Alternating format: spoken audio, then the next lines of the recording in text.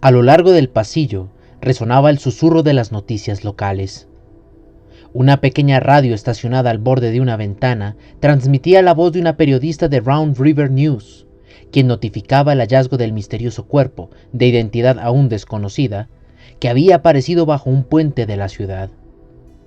Sin embargo, y a pesar de lo cautivante de la noticia, el intenso movimiento que se vivía en la base de operaciones opacaba por mucho la voz de aquella periodista. Decenas de ingenieros, operadores, mecánicos y electricistas se movían de un lado para otro mientras llevaban a cabo una serie de intensivas reparaciones.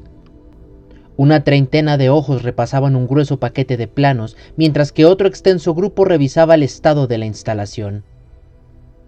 Una tenue cortina de amargo vapor aún revoloteaba por los pasillos, mientras que las puertas de un ascensor se abrían de par en par, dándole paso a Eve Crawford, de regreso a su lugar de trabajo. Ella avanzó corredor adentro, tratando de ignorar por completo el caos que consumía el lugar, y sobre todo, tratando de sepultar aquella angustia que la carcomía por dentro. Los saludos y cordialidades no se hicieron esperar a medida que Eve caminaba rumbo a su oficina, demostrando así cuán relevante era para todos los que desempeñaban una función dentro de la base.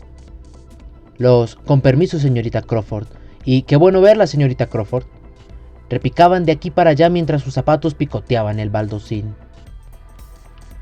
Al fin, de entre un amontonado grupo que rodeaba un detallado plano, se levantó la cabeza de una alarmada joven, quien, sin pensarlo mucho, salió en un apuro al encuentro de Eve. «Bienvenida, señorita Crawford. ¿Cómo estuvo su comida?», preguntó la joven, quien apretaba una pesada carpeta contra su pecho. «Estuvo bien, gracias por preguntar, Clarice», respondió Eve, sin apartar la mirada del frente. «¿Cómo van las reparaciones?». La joven apretó los labios mientras inclinaba la cabeza. «No muy bien. Casi todo el sistema de flujo está quemado, y según el equipo mecánico son muchas las partes que hay que reponer del túnel». «¿Internas o externas?», preguntó Eve, mientras arrugaba el rostro con tensión. «Ambas, al parecer. El diagnóstico que usted llevó a cabo estaba en lo cierto. Hubo un contraflujo de energía, una especie de reversión. Eso quemó los paneles, los receptores y todos los motores de apoyo», respondió Clarice, mientras intentaba no tropezar con un ingeniero que cargaba el reemplazo de un monitor. Las dos mujeres siguieron caminando por el pasillo, esquivando trabajadores y respondiendo saludos hasta poder alcanzar un amplio complejo de talleres que conectaban con un área de atestadas oficinas, cuyo aspecto era mucho más desastroso que el pasillo anterior. «¿Qué hay del pilar?», preguntó Eve. «Resiste. Los conductos y las conexiones quedaron intactas hasta donde hemos podido ver, pero aún hace falta hacerle más pruebas», respondió Clarice, a lo que Eve asintió con estrés, notando la cantidad de trabajo que el reparar la base representaba. Luego, con un intenso temor, su mirada se torció hacia uno de los muros cuya superficie estaba repleta de agujeros de bala. A sus pies, aún había decenas de casquillos de munición que rodaban muy cerca de manchones humeantes. «¿Y las cámaras de seguridad?», preguntó Eve, en un tono suave. «Aún siguen sin funcionar. Uno de los soldados de la escolta del coronel Patterson está ayudando al equipo de sistemas», respondió Clarice, con el notorio nerviosismo que un previo intercambio de disparos genera. «Ya veo», comentó Eve, casi en un susurro. «¿Y el balance de heridos?». «15, señorita», dijo Clarice, con dolor en su tono. «Fueron 15 personas heridas de bala». «Por Dios». «Llama al cabo Samuels y dile que solicite autorización para trasladarlos a un hospital y que se reporte en mi oficina lo más pronto posible». Clarice negó levemente con la cabeza, mientras su mirada seguía fija en una mancha de sangre que salpicaba una esquina. «El cabo Samuels está de permiso, señorita Crawford. Tiene programado su regreso para mañana en la mañana». «Está bien», respondió Eve, tras un corto suspiro. «¿Algo más en la agenda?». Sí, señorita, dijo Clarice, con algo de temor. El jefe la necesita en la sala de control. Eve reaccionó con un notorio respingo, mientras sus ojos se abrían con asombro. Guardó silencio por un momento e inclinó la mirada de regreso a los casquillos de bala. Su mente se agitó con decenas de temores que paralizaron su actitud y la mantuvieron cautiva por un instante. «Puedes», dijo Eve, con desconcierto, mientras le entregaba su abrigo a Clarice. «¿Puedes llevar esto a mi oficina, por favor?» Su joven asistente asintió con la cabeza mientras hacía malabares para no dejar caer su carpeta. Y acto seguido, Eve desapareció entre las figuras que se movían entre los residuos del caos. La sala de control era amplia, de iluminación intermitente a causa de un cortocircuito, y estaba repleta de tableros que sobresalían por el alto número de botones sobre ellos. Todos los escritorios, paneles y controles se organizaban en un conjunto de arcos que luego daban paso a un amplio y alargado ventanal que separaba la sala de la zona de trabajo. Ahí, entre el grueso cristal y los desocupados puestos de operación, se encontraba la herida silueta de un hombre ya entrado en años, quien observaba con decepción las columnas de pálido vapor que despedía la maquinaria frente a sus ojos. Por un instante, recordó la habitación de un hospital y las palabras de un hombre moribundo. «Debes detenerlo, a toda costa», susurraba la ahogada voz de una memoria que se vio interrumpida por el repicar de los pasos de Eve.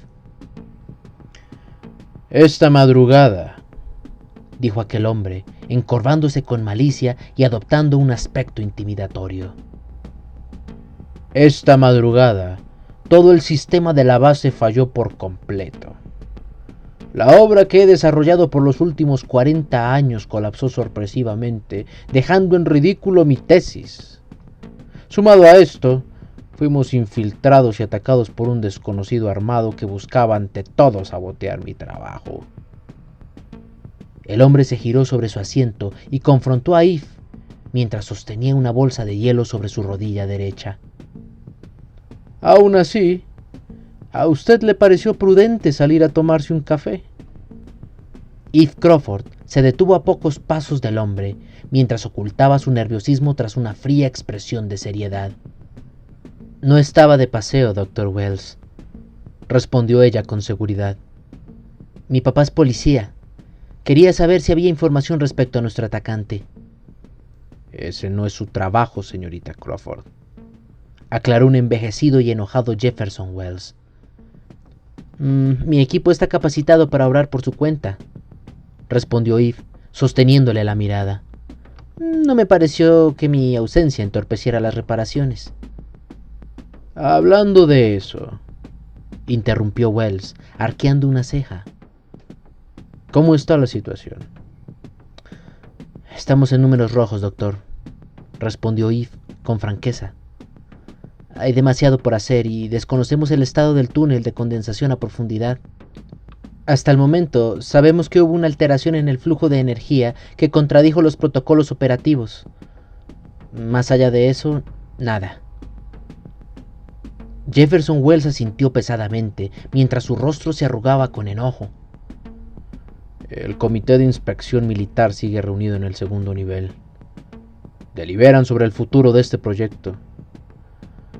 ¿Cree usted que pueda convencer a su tío, el coronel Patterson, para que nos dé una prórroga?» Eve pasó saliva con pesadez, mientras sus labios temblaban con suavidad. «Podría intentarlo», respondió ella al cabo de un rato, «pero no prometo nada». Jefferson Wells asintió nuevamente mientras su mano apretaba con fuerza la bolsa de hielo sobre su rodilla. «Debería ir a la enfermería, Dr. Wells», dijo Eve, tratando de alivianar el tono de la conversación, «para que le revisen la rodilla». El hombre torció la boca con disgusto mientras clavaba la mirada en el suelo. «¿Qué hay de las cámaras de seguridad?», preguntó el viejo hombre de ciencia, ignorando por completo la recomendación de Eve. Aún están tratando de repararlas, respondió ella. Le informaré tan pronto hayan avances. Jefferson Wells se giró lentamente de regreso al enorme ventanal, indicando así que la conversación había terminado. Sin embargo, y mientras Eve comenzaba a retirarse en silencio, el envejecido hombre agregó algo más. Señorita Crawford, dijo el Dr. Wells, sin tan siquiera mirarla. No toleraré más errores. No lo sabrá, Dr. Wells, respondió Eve antes de salir de la sala. El túnel no puede fallar, murmuró Jefferson con una oscura rabia y con los dientes apretados. Sin importar lo que deba hacer, el túnel no fallará.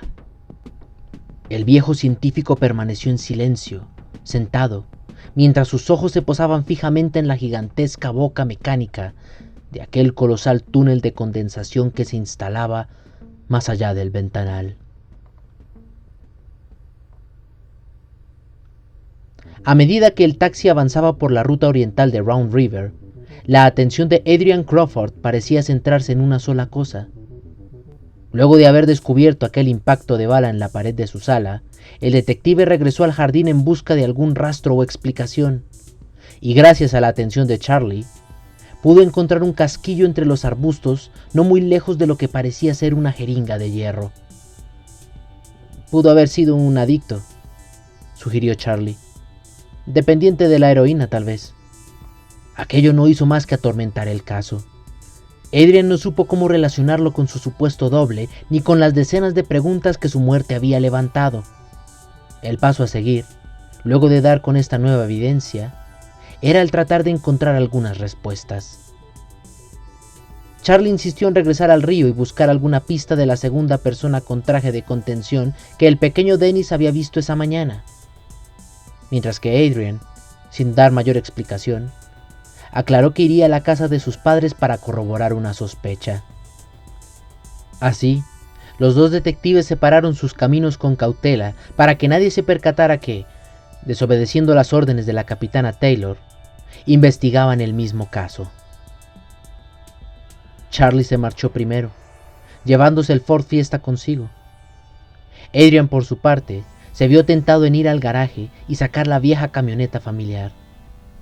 Pero tan pronto y como sus dedos tocaron las llaves del auto, a su mente llegó el trágico recuerdo de la muerte de su esposa y de su hijo como un destello que lo despabiló con temor. No era capaz de hacerlo. Sencillamente no podía. Soltó la pesada llave del vehículo, tomó su abrigo, su arma y se marchó tratando de disolver aquella trágica memoria. Hacía casi 7 años que los padres de Adrian habían fallecido, pero aún así, el solitario detective se había asegurado de que la casa permaneciera en pie, no por afecto a lo que fue, sino por miedo a lo que realmente era. Todas las fotos, libros y cuadernos habían sido almacenados dentro de pesadas cajas que Adrian había apilado en un armario, y ese era precisamente el objetivo de aquel viaje. Cuando contempló la foto del traje de contención grisáceo, algo dentro de su memoria hizo clic y lo llevó a buscar el diario que su madre había escrito cuando él aún era un niño. Una leve cortina de polvo claro se había extendido a lo largo del interior de la vieja casa, despertando un sentimiento de nostalgia dentro del apresurado detective. Adrian entró, luego de despedir al taxi, y sin perder el tiempo, se dirigió directamente al ajustado armario de escobas en donde se levantaba la torre de cajas. Crawford buscó con afanosa diligencia, pasando de las fotos familiares y los deteriorados dibujos que su padre hacía. Escarbó en un mar de memorias hasta que al fin apareció entre sus manos el viejo cuaderno de cubierta marrón en el que la difunta señora Mary Crawford había registrado la crianza de su hijo. Adrian paseó la mirada velozmente entre las páginas del diario, saltando entre estaciones y momentos que su madre describía con palabras. Pasó de su graduación a su primera fiesta, luego llegó al día en que aprendió a conducir. Pero nada de eso le servía. Él buscaba algo más, algo preciso y relevante. Se saltó varias páginas del diario, dejando de lado la idea de estar viajando entre las épocas de su vida, hasta encontrar ese registro del 8 de agosto de 1978. Según la anotación de su madre, la mañana de aquel día, el pequeño Adrian estaba jugando en el arenero que su padre le había fabricado, mientras ella preparaba algo de jugo para pasar la sed. Sin embargo, la quietud de aquel soleado día se vio toscamente interrumpida en el momento en que Adrian rompió en llanto y gritó agudamente a causa del dolor. Mary Crawford salió corriendo al encuentro de su hijo, quien yacía desmayado sobre la arena. Tardó un minuto en reaccionar, adolorido, mareado y en extremo confundido. Sus padres no dudaron en llevarlo al hospital y, según lo que narraba el diario, desde aquel día, Adrian Crawford había comenzado a presentar sus conocidas descompensaciones. Mientras sus padres discutían con el pediatra sobre el origen de aquel malestar, un Adrian de 8 años aseguró que un astronauta le había hecho eso. «¿Astronauta?», murmuró el detective sin apartar la mirada del diario. Semanas después, según el relato de su madre, tuvieron que acudir a la policía porque al parecer había alguien que merodeaba por las cercanías de la casa, aunque nunca consiguieron identificar al supuesto acosador. Fue por esto, más que por otra cosa, que Mary Crawford invitó al pequeño Adrian a que dibujara al supuesto astronauta que había visto el día del incidente. Y una vez el detective bajó la mirada hacia el trozo de hoja garabateada que su madre había pegado al diario, se topó con el maltrecho dibujo de un traje gris con capucha y visera negra. Distaba mucho de ser un retrato o tan siquiera una ilustración conceptual. Aún así, contemplando aquel dibujo infantil, Adrian no pudo evitar el pensar que se trataba del mismo traje de contención que había vestido aquel cuerpo que lucía su rostro. Sin embargo, y a medida que un frío estremecimiento ocupaba su cuerpo, el crujir de unos neumáticos contra el asfalto llamó su atención. Adrian se giró hacia la ventana de la sala y vio cómo frente a la vieja casa de la familia se estacionaba una camioneta negra, sin matrícula vehicular. El motor del auto se apagó pausadamente y del interior del vehículo descendió un hombre alto, de mirada fría, con un corto vendaje sobre la mejilla derecha y quien llevaba un arma en el cinto. El extraño clavó sus ojos fijamente en el detective, como si fuera una víbora a punto de lanzar su letal mordida. Un leve silencio se esparció en la zona, mientras que una suave brisa sacudía los árboles. Y entonces, sin previo aviso, hubo un disparo.